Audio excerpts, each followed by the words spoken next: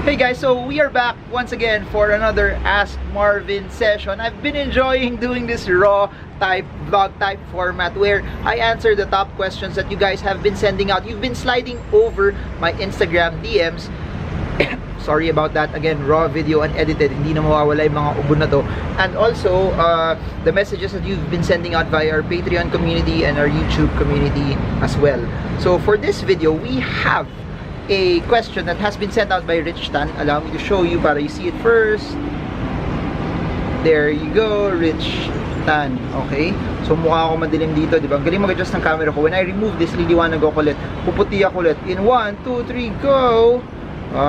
Galing ng camera, no? Anyways, let's answer this. This is from Rich Tan. Sir Marvin, Rich Tan here. So I'm reading it already. By the way, feel free to also send in your questions. And although sa Instagram, sobrang tagal ko mag-reply, but I'm doing my best also to give you insight and to answer as much as I can.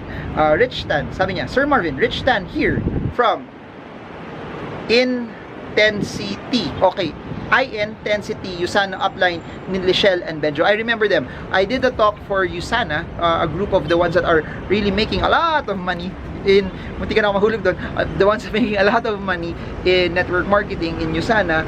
We helped them in terms of their finances, did financial planning, and talked about investments and where they can make their money grow, and also time value of money. So that was my talk in that event. So I remember that. I think I did a talk last year, and then we did something via Zoom also this year. No? Anyways, allow me to continue, Rich Tan. So, tanong ko lang, ano magandang spread ng allocation ng assets na tig ilang percent sa 5 asset classes na sinasabi niyo? That's a very, very good question. So, context on the 5 asset classes, no? I mentioned there that the way I would distribute my assets, proper diversification for me is paper assets, businesses, real estate, cash, and commodities. So those are the 5 asset classes that I normally would tell people that that's how you properly diversify. Because please remember, stocks, bonds, REITs, ETFs, mutual funds, insurances, they're all under paper assets. It's okay naman to distribute na dun lang, pero you also have the whole narrative, no, the whole goal of diversification is something that's unrelated and a different asset class altogether, and something that if this does not do so well, this particular asset can do well for you. And just to give you context also, that's why commodities, and part of the commodities that I love is gold. While the markets were crashing last March, gold was doing so well. Gold was doing better. And I also said cash, because cash is also a position. People always say, wag ka maglagay ng cash kasi pag naglagay ka ng cash, tulog lang yan sa bangko. No. Ay, ulitin ko. No. Why do I say no? Because cash becomes so important if it has a purpose. Kung tulog lang siya, tapos wala naman talaga, wala kang balak paggamitan nun, or hindi mo alam kung saan mo siya gagamitin, then totoo, talo siya. Pero if you are investing, meron kang negosyo, meron ka pang ibang assets, pero meron ka talagang cash na nakapark, then okay lang yun. But I also want to mention this. Part of cash, proxy for cash, is also Bitcoin. Bitcoin/cryptocurrencies. And if you notice it also, going with what I said kanina, gold went up when markets were crashing last March, but in the same way, Bitcoin was also going up. And that's good, proper diversification. And also, balikan nyo to, that's why I've been talking a lot about US markets over the past few weeks, the past few months, even the past few years na nga eh, because ganun din. While the Philippines was not going anywhere a couple of months back, the US market, especially July, August, September, were crushing it and going up and moving up. And that's what diversification would do. Diversification allows you to have different asset classes. And I may love the stock market. This channel is all about stocks. But here's the thing. It's not all about the stock market. It's not just about putting your money in the stock market, because there are different asset classes that its main purpose, its main goal is to massively work hard for you. Pero hindi naman siya get rich quick eh. Here's the thing, even Warren Buffett, think about it. Totoo, puro stocks siya, pero he's also diversified in a way na malaki yung cash position niya. And that's what I'm trying to say. So yun yung 5. Properties/real estate, cash/crypto, commodities. In my context, gold lang talaga ako. Real estate and businesses, then paper assets. So the answer to that is this. you always put more. So kasi tanong ni Rich Alvarez, sana sasabihin ko, pero basketball player si Rich Alvarez, no? Tanong ni Rich Tan is 5 asset classes na sinasabi niya. So you can divide it and distribute it depending on who you are as a person. May magandang sinabi si Rich Tan in terms of his age. Ang galing nung napansin nyo, dahil naggabi na, pati Instagram nag-block na rin yung text. Anyways, sabi niya, is 37 years old and I want to be as liquid and as secured as you. So my suggestion is, you always put in more money in something that you have the competence in. So meaning, what do I mean by that? I am not as good in analyzing commodities as compared to stocks. I am more of an entrepreneur more than a commodities trader. I am more than an entrepreneur than I am a real estate investor. That's why in the way I would structure everything, if I have a chance to put in more sa business versus sa real estate, I'll put in more sa business. In the same way, if I have a chance to put in more in paper assets versus commodities, I would put in more in paper assets than in commodities. So there is no fixed rule on how you could do it, but one way also is there's a comfort level. I would go first in number 1. You ask the question, do you have enough cash that if you really earn 0, you would have enough cash to protect you? If the answer is no, then damihan mo yung cash mo. Then another question that you could ask yourself is, meron ka ng cash, pero if the market crashes, are you comfortable with your current position with all of your investments, or feeling mo kulang pa yung cash mo? If you feel that you are a bit uneasy kasi baka hindi pa ganun kalakas yung cash mo, then damihan mo. So it could be, para sa akin there's nothing wrong having 40% na cash, as long as in terms of size of your portfolio, tsaka yung gastos mo, natutustusan naman ng investments mo yung gastos mo. May mga pumapasok naman sa businesses mo that will take care of your cash flow. So next thing that you can consider is, do my investments, the positions that I have, can it take care already of my cash flow? Meaning, ganito, unang-una kailangan nyo i-consider is, how much cash do you have that will protect you?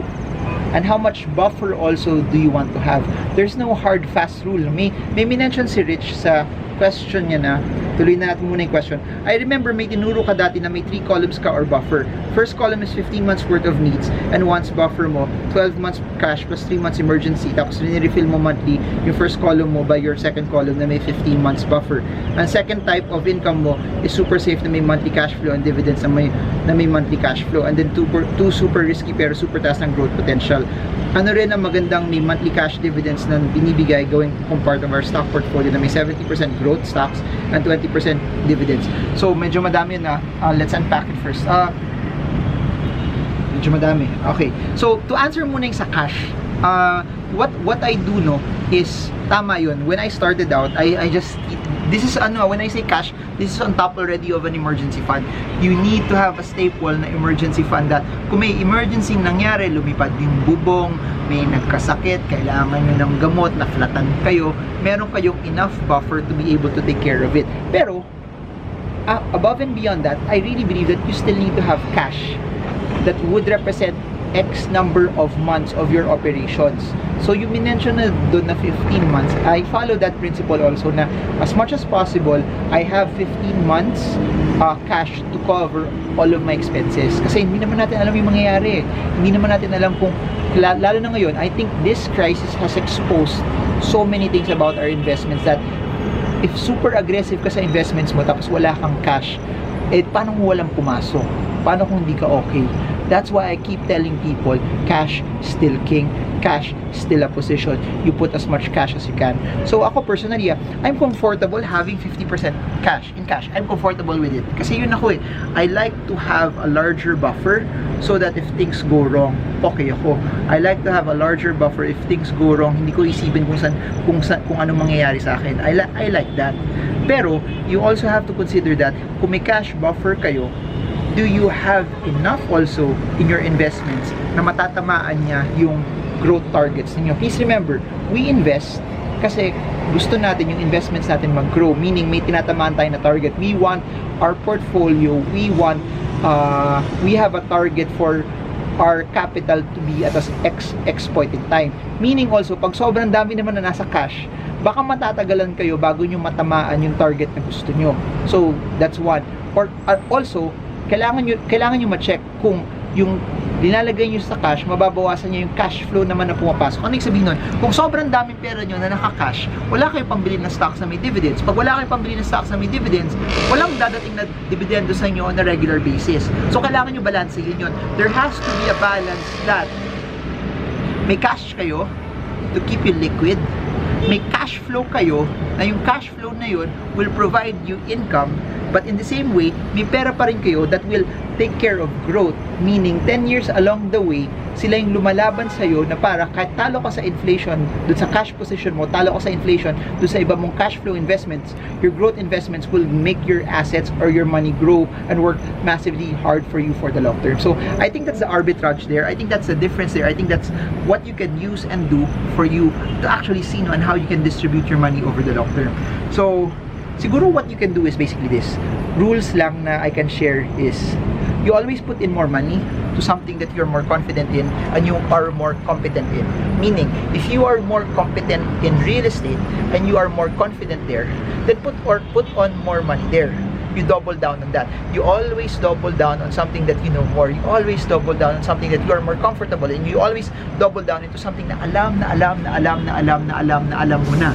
And that's how it goes. Kung di ka masyado confident sa real estate, pero you are an entrepreneur, there's nothing wrong putting more in your business. There's nothing wrong double downing and putting as much as you can in a business that you know na may track record na eh.